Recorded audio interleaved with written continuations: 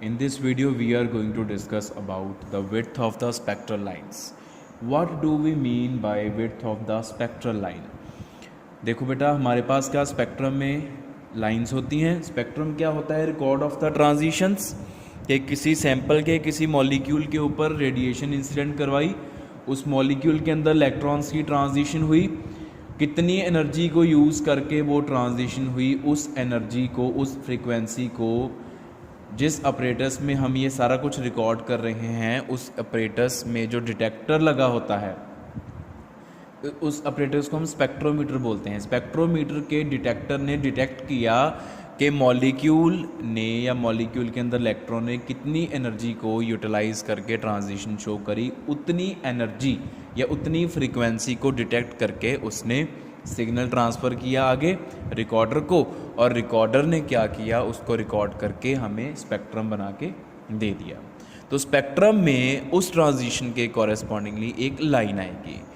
तो वो जो लाइन होएगी वो यूजुअली हम क्या देखते हैं कि it is not a sharp line.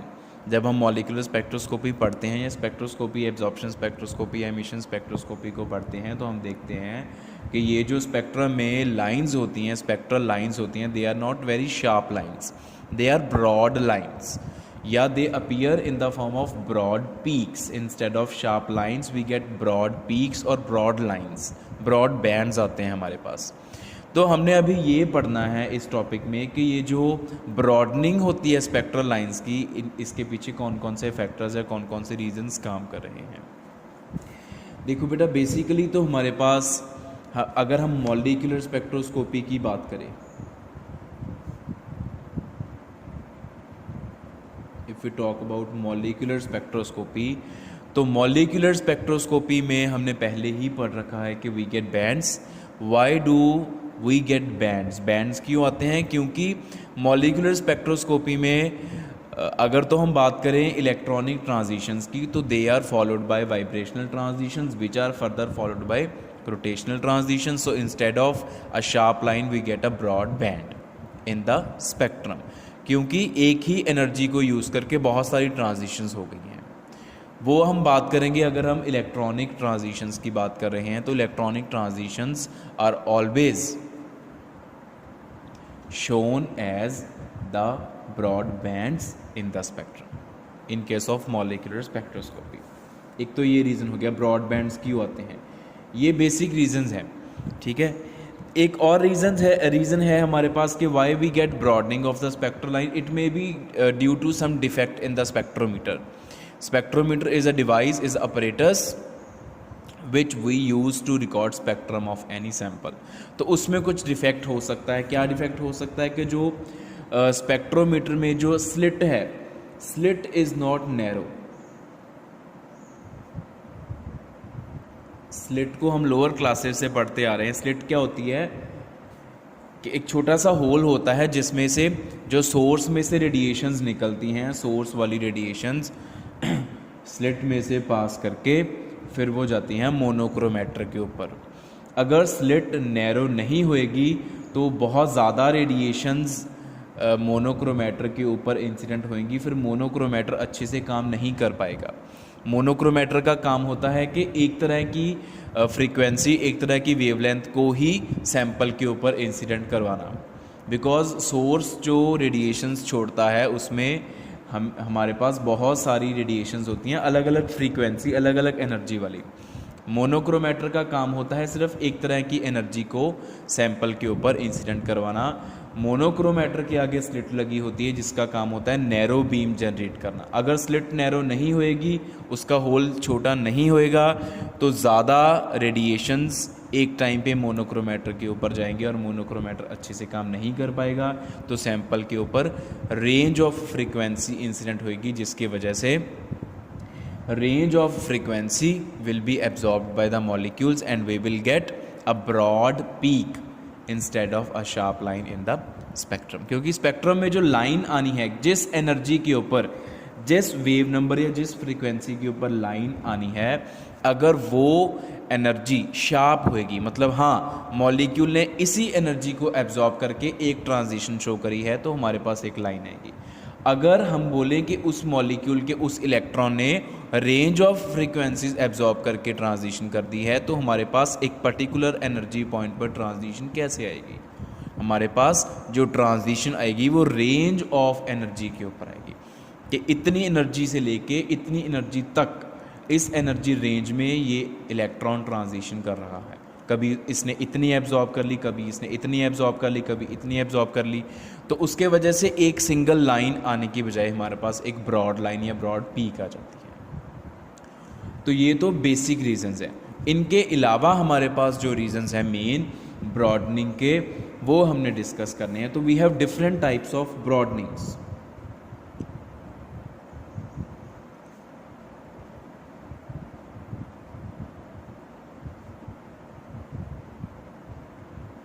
First है हमारे पास कोलिजन ब्रॉडनिंग।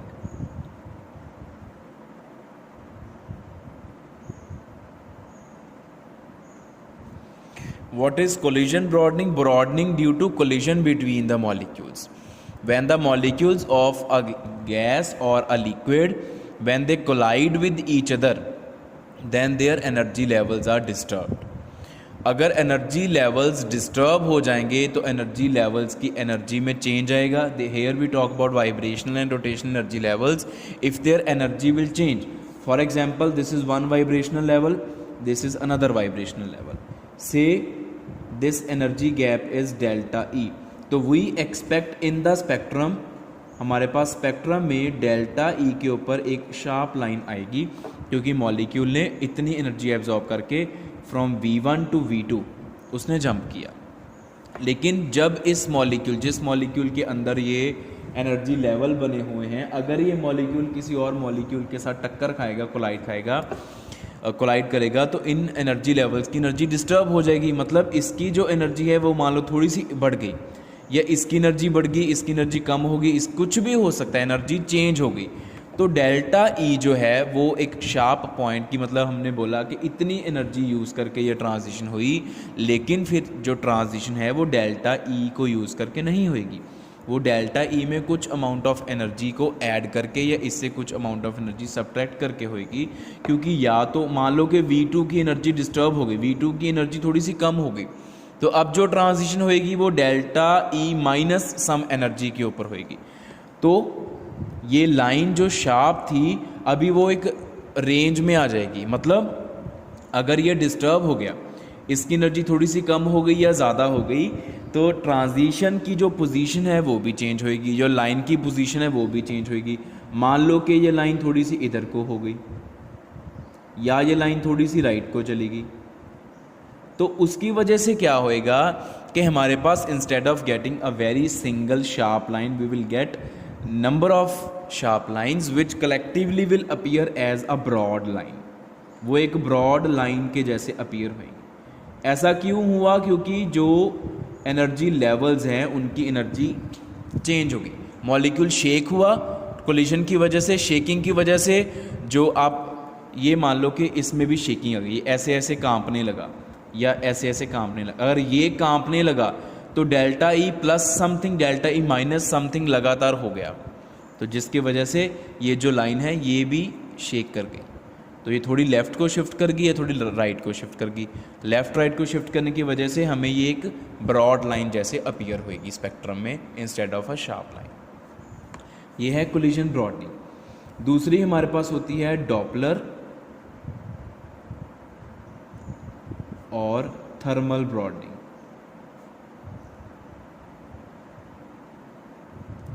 ये डॉपलर ब्रॉडनिंग क्या है? Doppler broadening is observe due to Doppler effect.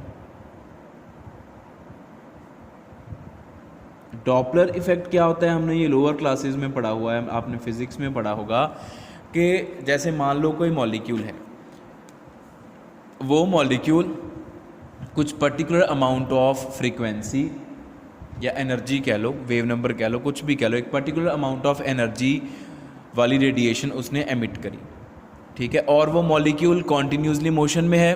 क्यों? क्योंकि हम लिक्विड और गैसेस की अभी बात कर रहे हैं। Collision broadening is also for liquid and gases, Doppler और thermal broadening is also for liquid और गैसेज, लिक्विड एंड गैसेज। तो लिक्विड और गैसेज दोनों के मॉलिक्यूल्स कॉन्टीन्यूसली मोशन में होते हैं। तो मान लो कि ये एक मॉलिक्यूल है और ये मोशन स्टेट में है और यहाँ पर लगा हुआ है डिटेक्टर।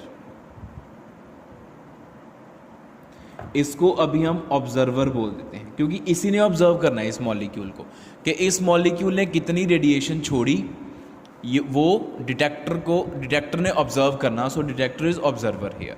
ये मॉलिक्यूल ने मान लो कि रेडिएशन एमिट करी जिसकी फ्रीक्वेंसी है न्यू नॉट, ठीक है, और मान लो कि इसकी वेलोसिटी है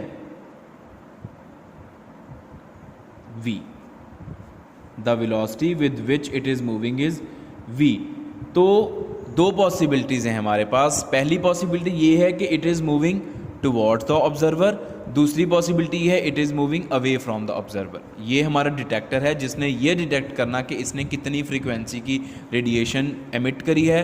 फिर डिटेक्टर ने वो सिग्नल रिकॉर्डर को भेज देना और रिकॉर्डर ने स्पेक्ट्रम में हमें एक लाइन दे देनी है उतनी फ्रीक्वेंसी पर, न्यू नॉट के ऊपर। ये डिटेक्टर रिकॉर्डर को भेजेगा कि इस मॉलिक्यूल ने new not amount of energy या फ्रीक्वेंसी वाली रेडिएशन एमिट करी है, तो स्पेक्ट्रम ने हमें न्यू नॉट के ऊपर एक लाइन शो करनी है।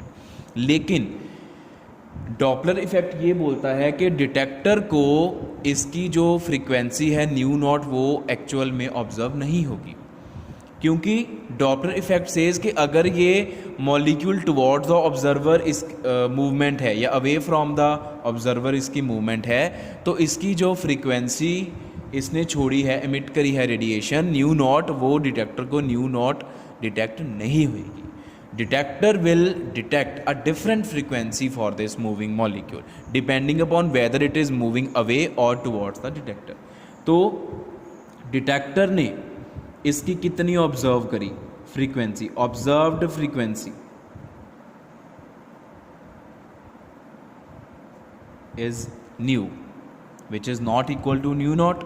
अगर ये रेस्ट पे होता फिर हम कह देते कि nu is equal to nu nought. तो nu is equal to nu nought 1 plus v by c and nu is equal to nu nought 1 minus v by C.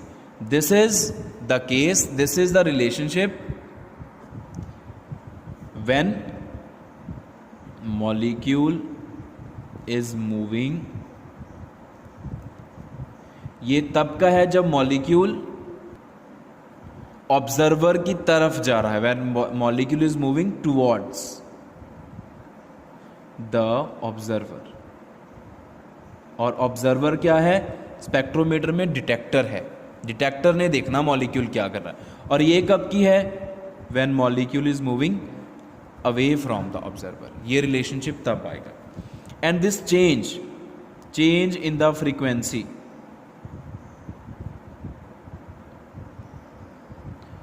New not minus nu is equal to delta nu is called Doppler shift. इसको हम Doppler shift बोलते हैं। तो ये Doppler shift या Doppler, ये this is called Doppler effect and Doppler broadening is due to Doppler effect. देखो कैसे, अब जो लाइन न्यू नॉट के ऊपर आनी थी वो न्यू नॉट के ऊपर आने की बजाय nu nought plus delta nu और nu not minus delta nu के ऊपर आएगी। और डेल्टा न्यू की वैल्यू किस चीज़ के ऊपर डिपेंड कर रही है, आप देखो डेल्टा न्यू की value, delta nu is Doppler, it is depending on the velocity of the moving molecule. And we have studied about the Maxwell distribution of velocities कि वेलोसिटी तो चेंज करते रहती है। Velocity of a moving molecule continuously changes with the temperature. So अगर उसकी velocity change करी जाएगी तो इसका मतलब डेल्टा न्यू की वैल्यू चेंज करी जाएगी। डेल्टा न्यू की वैल्यू चेंज करने का मतलब क्या, कि जो स्पेक्ट्रम में लाइन न्यू नॉट के ऊपर आनी थी वो न्यू नॉट के ऊपर आने की बजाय कभी न्यू नॉट से हल्का सा आगे शिफ्ट हो जाती है, कभी न्यू नॉट से हल्का सा पीछे शिफ्ट हो जाती है, कभी ज़्यादा आगे हो जाती है, कभी ज़्यादा पीछे हो जाती है। डिपेंड्स अपॉन के मॉलिक्यूल की वेलोसिटी कितनी है। वेलोसिटी ज़्यादा हो गई या कम होगी उसके हिसाब से जो स्पेक्ट्रम में स्पेक्ट्रल लाइन है उसकी पोजीशन हल्की सी आगे पीछे हो रही है। सो बिकॉज वेलोसिटी के चेंज होने से रेडिएशन की फ्रीक्वेंसी ऑब्जर्वर को डिफरेंट ऑब्जर्व हो रही है, this is Doppler effect and this kind of broadening is called Doppler broadening. Why it is called thermal broadening? क्योंकि जो ये जो डॉपलर शिफ्ट है वो टेम्परेचर के ऊपर डिपेंड करती है। It depends upon the temperature, because with temperature the velocity changes. So अगर टेम्परेचर चेंज करेगा, वेलोसिटी चेंज करेगी, velocity of the molecule change करेगी, तो डेल्टा न्यू की वैल्यू चेंज करेगी। डेल्टा न्यू की वैल्यू चेंज करने का मतलब ये है कि डिटेक्टर को एक्चुअल फ्रीक्वेंसी की बजाय कोई और फ्रीक्वेंसी ऑब्जर्व हो रही है, तो डिटेक्टर ने तो उसी फ्रीक्वेंसी के ऊपर लाइन शो करनी है जितनी उसको ऑब्जर्व हुई, और टेम्परेचर चेंज करने के साथ साथ जो फ्रीक्वेंसी वो ऑब्जर्व कर रहा है वो चेंज कर रही है। इसका मतलब कभी किस फ्रीक्वेंसी पे लाइन आई, कभी किस फ्रीक्वेंसी पे लाइन। ट्रांजिशन वही है, ट्रांजिशन इज सेम, बट उसकी अपीयरेंस चेंज हो रही है स्पेक्ट्रम में due to change in temperature, and this is since called Doppler effect. So this type of broadening is Doppler broadening. एक ही लाइन की पोजीशन कभी कहाँ कभी कहाँ कभी कहाँ, तो वो ग्रुप ऑफ लाइंस बन जाएगा जो हमें एक ब्रॉड लाइन के रूप में शो होएगा, ब्रॉड पीक के रूप में शो होएगा। तो इसका जो टेम्परेचर के साथ रिलेशनशिप है डॉपलर शिफ्ट का, delta nu is equal to 2 nu by c under root of 2 KT log of 2 by m। और यहाँ से हम क्या ऑब्जर्व करते हैं, delta nu is directly proportional to temperature. Temperature जितना ज़्यादा होएगा डॉपलर शिफ्ट उतनी ज़्यादा होएगी, डॉपलर ब्रॉडनिंग उतनी ज़्यादा होएगी, मतलब लाइन उतनी ज़्यादा ब्रॉड होती जाएगी जितना टेम्परेचर आप इंक्रीज करी जाओगे। तो अगर टेम्परेचर के साथ हमने मान लो कि ये एक पीक है विच इज़ क्वाइट शार्प, ये है टेम्परेचर T1 के ऊपर, ये स्पेक्ट्रम है, स्पेक्ट्रम की एक स्पेक्ट्रल पीक है, this is spectral line, here frequency and here is what, intensity. As the temperature increases इसकी ब्रॉडनिंग इंक्रीज होती जाएगी। For T2, for T3, T3 is more than T2 which is more than T1. As the temperature is increasing, the line is becoming broader. ठीक है, this is Doppler broadening. Then third है हमारे पास lifetime broadening.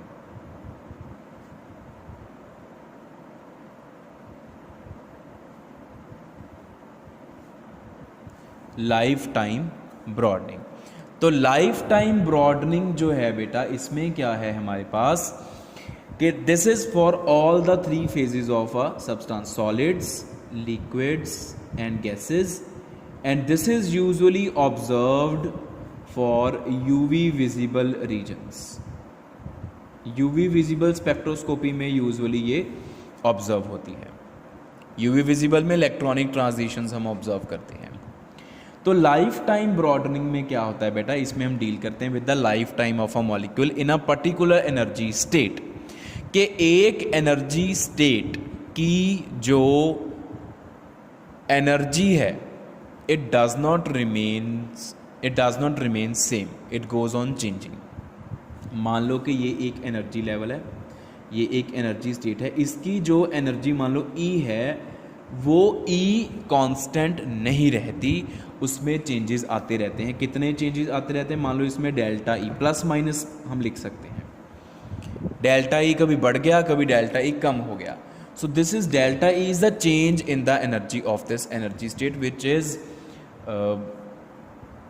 Usually observed in the molecules. तो definitely मान लो कि ये एक this is another energy level, अगर हम इससे ट्रांजिशन करवाएंगे इस एनर्जी लेवल से इस एनर्जी लेवल पर, बिकॉज इसकी एनर्जी चेंज कर रही है, तो डेफिनेटली एनर्जी चेंज करने की वजह से जो ये वाली एनर्जी है, this much amount of energy of transition के कितनी एनर्जी यूज़ करके ट्रांजिशन हुई वो भी चेंज करेगी। ठीक है। और अगर ये चेंज करे जा रही है तो स्पेक्ट्रल लाइन जो आएगी उसकी पोजीशन चेंज करेगी, क्योंकि स्पेक्ट्रल लाइन की पोजीशन क्या होती है, कौन से एनर्जी वैल्यू के ऊपर लाइन आती है जो एनर्जी मॉलिक्यूल ने एब्जॉर्व करी हो ट्रांजिशन के लिए। अगर ये एनर्जी चेंज करेगी, क्योंकि इसकी एनर्जी शेक कर रही, कभी बढ़ गई कि कभी कम हो गई, तो इसकी एनर्जी चेंज करने की वजह से इस ट्रांजिशन की एनर्जी चेंज करेगी, तो लाइन की पोजीशन चेंज होएगी, कभी आगे पीछे, तो हमें वो ब्रॉड नज़र आएगी। ये हमने पढ़ा, दिस इज़ कोलिजन जो ब्रॉडनिंग थी उसके जैसा ही है। लेकिन ये जो चेंज इन द एनर्जी जो अपने आप हो, वो तो कोलिजन की वजह से ये अपने आप हो रही है, ये होती है due to the life time. मतलब अगर एक मॉलिक्यूल एक पर्टिकुलर एनर्जी स्टेट में ज़्यादा टाइम के लिए बैठता है तो उसकी एनर्जी चेंज होनी ही होनी है। अगर वो किसी स्टेट में कम टाइम के लिए बैठता है तो उसकी एनर्जी ज़्यादा चेंज नहीं होएगी, चेंज होनी है, चाहे कोलिजन की वजह से हो चाहे किसी भी फैक्टर की वजह से हो। इसको हम लाइफ टाइम ब्रॉडनिंग का नाम इसलिए दे रहे हैं क्योंकि ये ब्रॉडनिंग जो है, ये जो चेंज इन द एनर्जी है, ये मॉलिक्यूल के लाइफ टाइम के ऊपर डिपेंड करती है।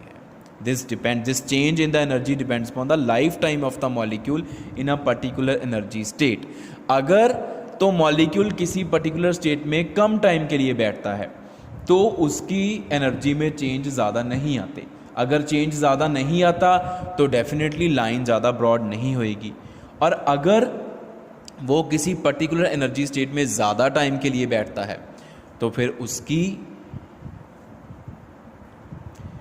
Sorry guys, I think I have spoken wrong, I am correcting my self, कि अगर कोई मॉलिक्यूल किसी एनर्जी स्टेट में कम टाइम के लिए बैठता है तो change in the energy will be मोर, क्योंकि जब उसने जाके बैठना ही है तो जस्ट बैठ के जल्दी जल्दी वापस आ गया, तो because the energy is changing with the time, तो change in the energy will be more. अगर वो वहाँ जाके बैठ गया और बैठा हुआ है तो वहाँ पे जाके वो स्टेबल हो जाएगा।